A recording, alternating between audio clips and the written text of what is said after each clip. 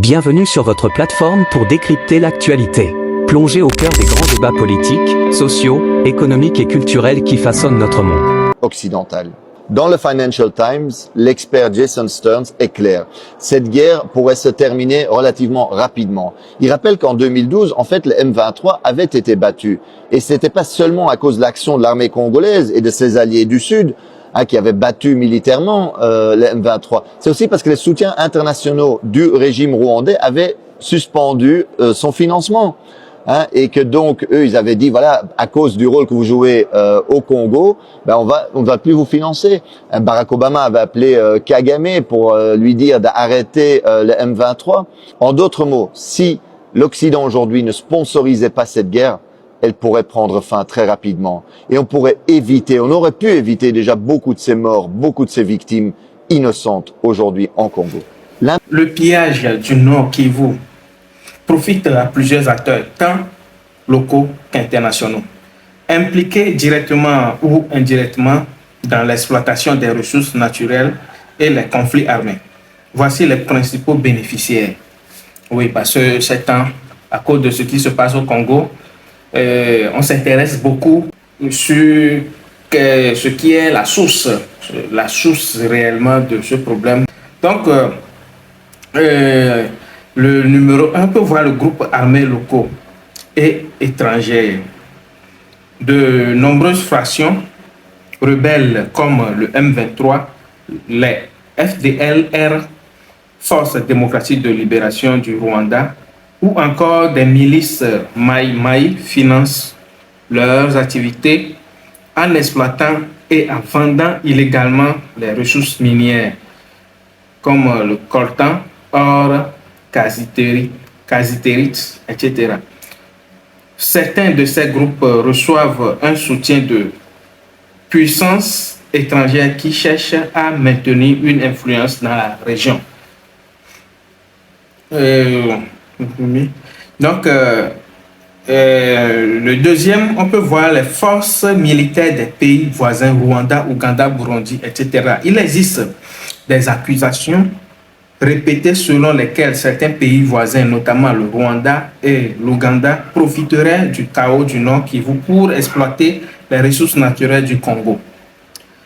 Des rapports indiquant que les minerais pillés en RDC sont souvent exportés via ces pays avant d'être revendus sur le marché international. Bon, on peut encore voir le numéro 3, compagnies minières et multinationales. Certaines entreprises internationales achètent des minerais provenant de zones de conflit, contribuant ainsi indirectement à l'instabilité. Le coltan essentiel à la fabrication des smartphones et des composants électroniques est un des plus convoités et alimente une chaîne d'approvisionnement opaque. Bon, il y en a autant, les marchés internationaux, les réseaux de contrebande, de corruption locale, beaucoup.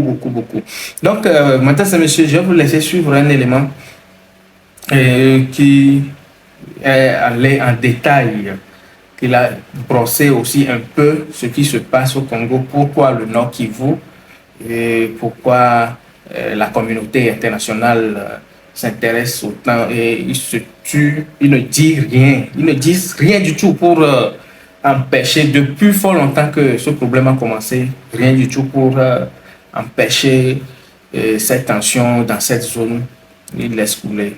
Mesdames et messieurs, voici quelques révélations. Ce que vous avez entendu, ce qui se passe à l'est du Congo, ça peut paraître loin, mais savez-vous que l'Europe y joue un rôle direct et mortifère? Alors commençons par le début. À l'est du Congo, au Kivu, la frontière avec le Rwanda, la guerre a causé environ 6 millions de morts. Certains estiment d'ailleurs que la moitié de ces morts seraient des enfants, imaginez-vous. Alors aujourd'hui, on parle surtout du groupe dit rebelle du M23 qui déstabilise la région. Et en fait, avec l'aide du Rwanda, ce groupe occupe aujourd'hui une partie du territoire congolais. Et le rôle du régime rwandais est fondamental. Les Nations Unies ont constaté que le Rwanda ne livre pas seulement des armes ou de l'argent, mais a même des soldats sur place. Le secrétaire général des Nations Unies, Antonio Guterres, a d'ailleurs appelé le régime rwandais de Kagame à cesser de soutenir le M23 et à se retirer du territoire de la République démocratique du Congo. Parce qu'il s'agit vraiment, en fait, d'une violation de la souveraineté du Congo et du droit international. Et que va chercher le régime rwandais en République démocratique du Congo? En fait, cette région est hyper riche en minerais, ressources naturelles, notamment le cobalt et le coltan. Ce sont des minerais essentiels pour les multinationales européennes qui servent entre autres pour les smartphones, les batteries, mais qui sont aussi utilisés dans l'industrie de la défense, dans la transition verte, l'aéronautique. Et donc le Kivu contient 60% des réserves mondiales de coltan à lui tout seul. Imaginez-vous l'importance stratégique de cette région. En d'autres mots, la guerre, les massacres, la déstabilisation à l'est du Congo arrangent bien ceux qui veulent voler les richesses naturelles, les matières premières du Congo. Et sans surprise, un groupe d'experts des Nations Unies a constaté qu'en 2023, le Rwanda a enregistré une hausse sans précédent de ses exportations de coltan, une augmentation de 50% par rapport à l'année précédente. Et chaque mois, par exemple, le M23 fait passer en contrebande 150 tonnes de coltan de la localité congolaise de Rubaya, occupée par eux, vers le Rwanda. C'est un pillage sans équivalent. C'est vraiment incroyable. Et certains qui regardent la carte me demandent, mais Marc, comment est-ce possible qu'un pays relativement petit comme le Rwanda est capable de déstabiliser de manière si durable le Congo, qui est beaucoup plus grand? Le Congo, c'est presque 2/3 de l'Europe, c'est 4 fois la France, 80 fois le territoire de la Belgique. Mais c'est qu'évidemment, ce n'est pas que le Rwanda, ce n'est pas qu'une question entre Congo et Rwanda, c'est que le Rwanda reçoit le soutien de l'Occident, des États-Unis, mais aussi de l'Europe. Chaque année, l'Union européenne offre par exemple des dizaines de millions d'aides à l'armée rwandaise. La Pologne a même promis toutes les armes, toutes les technologies militaires dont le régime aurait besoin. Et dans le cadre du programme Global Gateway, l'Europe a promis des investissements de 900 millions au Rwanda. Et cerise sur le gâteau, en février 2024, l'Union européenne a signé un protocole d'accord privilégié sur les matières premières avec le Rwanda. Et cela tandis que nous savons que le Rwanda va voler des matières premières au Congo. La Commission européenne, en fait, a été signé cet accord et a encouragé le Rwanda à piller, à intensifier le pillage des richesses congolaises. Regardez bien la chronologie. En fait, en février 2024, la Commission européenne va signer cet accord sur les matières premières avec le Rwanda. Et à peine 2 mois plus tard, en avril 2024, le M23 occupe la localité de Rubaya, qui représente 15% de la production mondiale de coltan, minerai stratégique. Chaque mois, aujourd'hui, 150 tonnes de coltan passent de là-bas vers le Rwanda, dans les mains, sans doute, de multinationales. Le vol et le pillage, c'est ça l'impérialisme concrètement aujourd'hui. Et d'ailleurs, il y en a qui rêvent d'occuper durablement l'est du Congo en coupant le Congo en petits bouts. C'est ce qu'on appelle communément la balkanisation, pour mieux voler les richesses et les ressources du Congo au profit des multinationales occidentales. Dans le Financial Times, l'expert Jason Stearns est clair. Cette guerre pourrait se terminer relativement rapidement. Il rappelle qu'en 2012, en fait, le M23 avait été battu. Et c'était pas seulement à cause de l'action de l'armée congolaise et de ses alliés du Sud, qui avaient battu militairement le M23. C'est aussi parce que les soutiens internationaux du régime rwandais avaient suspendu son financement. Et que donc eux ils avaient dit voilà, à cause du rôle que vous jouez au Congo, on va plus vous financer. Barack Obama avait appelé Kagame pour lui dire d'arrêter le M23. En d'autres mots, si l'Occident aujourd'hui ne sponsorisait pas cette guerre, elle pourrait prendre fin très rapidement et on aurait pu éviter déjà beaucoup de ces morts, beaucoup de ces victimes innocentes aujourd'hui en Congo. L'impérialisme aujourd'hui, le vrai visage de la politique étrangère et commerciale européenne en Afrique, c'est ça. Et quand la Russie envahit l'Ukraine, l'Union européenne parle du droit international, à juste titre. Mais quand son allié rwandais vit la souveraineté congolaise, commet des massacres, elle soutient. Comme quand Israël occupe la Palestine, le Liban, la Syrie, l'Union européenne se range du côté de l'agresseur. Alors aujourd'hui, faisons pression sur les dirigeants européens, parce que ce n'est pas acceptable que l'Europe joue ce rôle-là. Alors il est possible aujourd'hui de faire pression, c'est nécessaire pour que l'Europe arrête sa complicité avec les crimes sur place. Alors envoyons un message à Ursula von der Leyen, présidente de la Commission européenne, ou à la ministre des Affaires étrangères de l'Union européenne, Kaja Kallas. Envoyez-leur un message par les réseaux sociaux, envoyez-leur cette vidéo-ci. Et en plus, mobilisez-vous dans la rue, parce qu'il faut mettre la pression sur nos gouvernements aujourd'hui. Christophe Lutundula, bonjour. Bonjour. Pourquoi le M23 et le Rwanda ont-ils décidé d'attaquer Goma à la fin de ce mois de janvier? Je pense qu'il y a les raisons suivantes. La première, c'est que Goma, c'est une plaque tournante économique, particulièrement en ce qui concerne le commerce de produits miniers, de 3T. Vous avez à côté aussi la grande mine de coltan, Rubaya, et il y a une activité économique très importante. Mais il y a une autre raison, une raison politique. C'est la soif d'hégémonisme du président Kagame. Ça veut dire quoi en clair? Ça veut dire qu'en fait, le président Kagame, il veut démontrer à la communauté internationale, plus précisément aux principaux décideurs, je fais allusion ici à l'Occident, la Chine, l'Afrique, qu'il est le seul interlocuteur valable avec lequel il faut traiter en ce qui concerne les questions de sécurité, de paix et même les questions de coopération avec la région de Grand Lac. C'est comme qui dirait, il veut devenir le successeur du président Mobutu, qui a joué le même rôle pendant la période de la guerre froide. La succession, évidemment, que nous n'avons pas su assumer pour des raisons évidentes. Donc là, vous voulez parler de la région des Grands Lacs, c'est moi, Kagame. C'est moi qui maîtrise tout. C'est avec moi qu'il faut traiter. Le Congo, ses richesses, passer par moi. Toujours sur le plan politique, en fait, il veut humilier le peuple congolais et le président Tshisekedi, en obligeant le président Tshisekedi de négocier avec ses protégés qui constituent son cheval de Troie, les M23. Oui, alors cette attaque survient en effet 5 semaines après l'échec de la rencontre de Luanda, où Paul Kagame avait exigé que Félix Tshisekedi ouvre un dialogue avec les rebelles du M23. Le président congolais avait refusé. Est-ce qu'aujourd'hui Paul Kagame cherche à imposer ce dialogue par la force? Mais il s'en est jamais caché. Il a toujours dit qu'il n'y aura pas de solution s'il n'y a pas de négociation directe avec les M23. Mais là, je crois qu'il se trompe. Le président Tshisekedi, il a des fondamentaux. Quand il dit que c'est la ligne rouge, je crois que j'ai travaillé avec lui pendant 3 ans. Ce sont des lignes, pas seulement le dialogue, l'intégrité territoriale, la souveraineté. Je ne crois pas du tout que Tshisekedi va accepter. Il est vraiment catégorique et il sera toujours le fils de son père. Donc vous pensez que Félix Tshisekedi va refuser ce dialogue direct avec le M23, mais le Kenya annonce que les deux présidents, Félix Tshisekedi et Paul Kagame, ont accepté de se rencontrer demain, mercredi. Comment expliquez-vous que ce qui n'était pas possible le 15 décembre dernier le devienne cette semaine? Bon, écoutez, il y a la conjoncture politique et il faut dire aussi que le président Kagame n'a jamais accepté la médiation du président Lorenzo.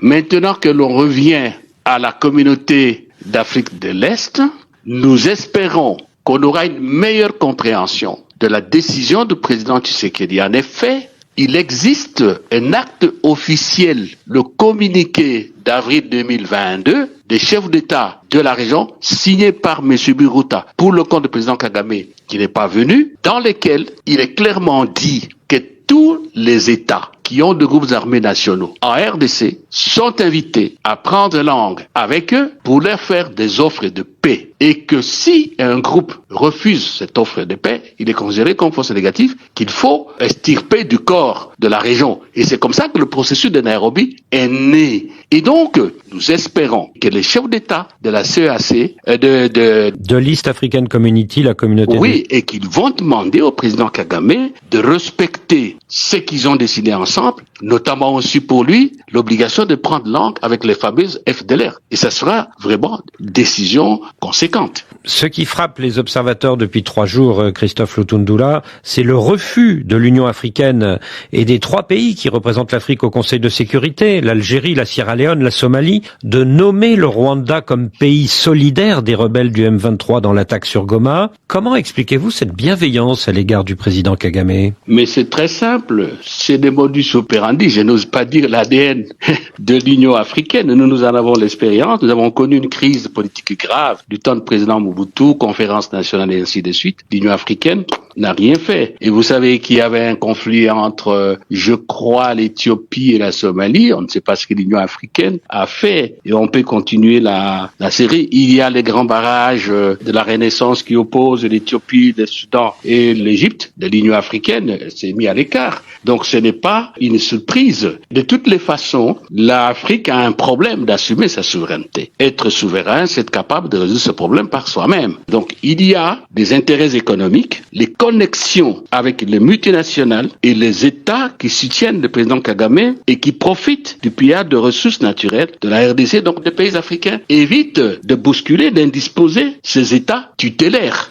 En Afrique centrale, l'armée rwandaise est redoutée. Est-ce qu'elle fait peur à certains pays qui, du coup, n'osent pas se fâcher avec Kigali? Bon, écoutez, on sait aujourd'hui que l'armée rwandaise est présente dans certains pays où il protège justement certains intérêts. Je ne veux pas énerver la susceptibilité diplomatique de ce pays-là. Il y a le Mozambique, il protège ce que vous savez. Il y a la Centrafrique, au Bénin, le Rwanda forme l'armée et on peut continuer la série. Donc effectivement, c'est un élément qui intervient en conjugaison avec le fait d'éviter d'énerver la susceptibilité des tuteurs. Visiblement, Paul Kagame a attendu l'arrivée de Donald Trump à la Maison-Blanche avant de donner son feu vert à cette attaque sur Goma. Est-ce que c'est à vos yeux une simple coïncidence? En politique, il n'y a rien de fortuit. Il faut quand même noter qu'il y a plusieurs flottements au niveau des États-Unis. Et vous savez aussi que les républicains ne sont pas particulièrement amis à M. Kagame depuis son arrivée au pouvoir au Rwanda. Ce sont plutôt des démocrates qui sont ses amis. Et donc, il y a un flottement de ce côté. On ne peut pas non plus ne pas citer la turbulence politique. Et donc, il y a ce concours de circonstances. Bon, peut-être que, pas peut-être, il en profite. Je pense que dans l'analyse de M. Kagame, ces éléments ne sont pas totalement étrangers. Dans quel sens? Dans le sens de dire, je fais mon petit coup, je place tout le monde devant un fait accompli. Bon, le temps que les uns et les autres jettent un regard sur le dessus de Congo, moi j'aurais déjà planté le décor. C'est cela. Je sais qu'il fait aussi que bon, il tient à voir Goma. En 2012, quand le M23 s'était emparé de Goma, Barack Obama avait exercé une grosse pression sur Paul Kagame pour que les rebelles se retirent de la ville et cela avait marché. Mais cette fois-ci, vous avez l'air plus pessimiste. Bon, c'est pas que j'ai l'air plus pessimiste. Je vois les faits qui sont là. Ce n'est pas Barack Obama qui est au pouvoir. Ensuite, je crois que dans les circonstances actuelles, on doit être un peu plus ferme au niveau des décideurs. Et je crois que dans ce sens-là, tous les mécanismes de vérification qui ont été mis en place ne valent pas de la peine. Il faut les remplacer, à mon avis, par un dispositif de garantie mutuelle. Qu'est-ce que je veux dire par là? Si on peut déployer le long de la frontière RDC-Rwanda une force internationale tampon, garantie par le Conseil de sécurité, l'Union européenne et peut-être l'Afrique avec le Conseil de paix et sécurité, de manière que le Rwandais sorte et que cette force garantisse qu'il n'y aura pas d'incursion parce que le Rwanda parle d'FDLR. Que de notre côté, le Rwanda va sortir, le M23 va se replier, rentrer dans ses positions d'antan et cette force va créer les conditions du dialogue avec le Rwanda. Il faut ouvrir cette perspective-là, mais semble-t-il.